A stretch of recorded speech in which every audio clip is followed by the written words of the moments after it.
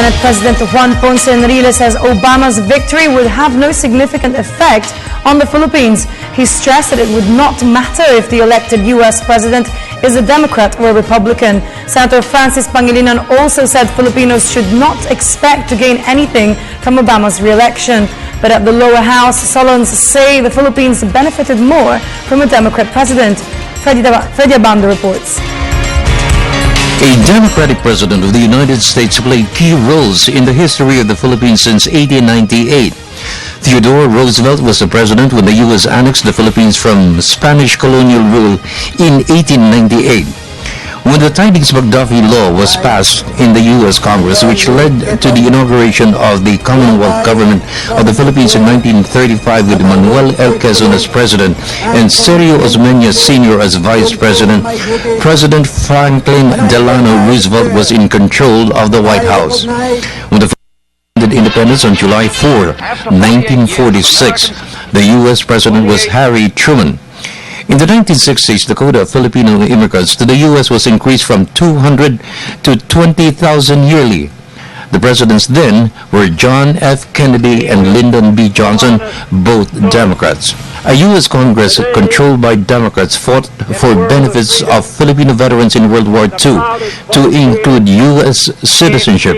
3 Democrat presidents, to include Barack Obama, championed the cause of Filipino veterans. The Democratic Party, assumed by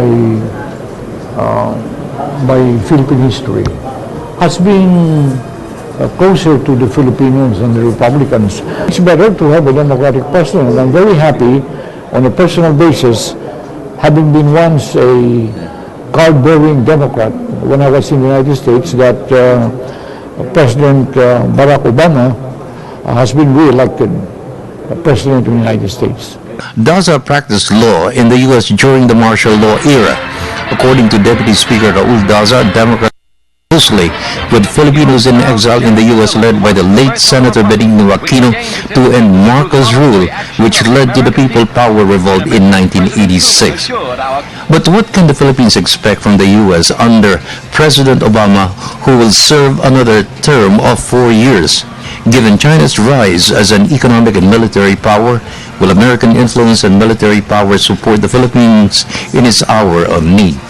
The most consequential of the policies being policies announced by now re-elected President Obama is the so-called pivot to Asia. In other words, he's going to shift his military forces from 50-50 to 60-40, 60% here in Asia. Maybe because they look at it as the security concern here is more serious than in the other parts of the world. There is optimism that U.S. support will be steadfast for the Philippines.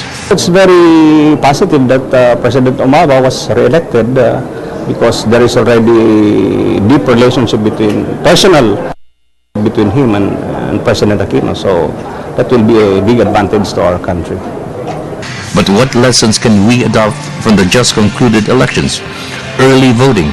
According to Congressman Rufus Rodriguez, this calls for the passage of a bill that will advance early voting by 2 weeks. What we should learn is the early voting system of about 40 states in the United States, meaning before Election Day, November 6, they were allowed, the states allowed early voting for all voters in each state, for those who have approved early voting 1 month before or 2 months before.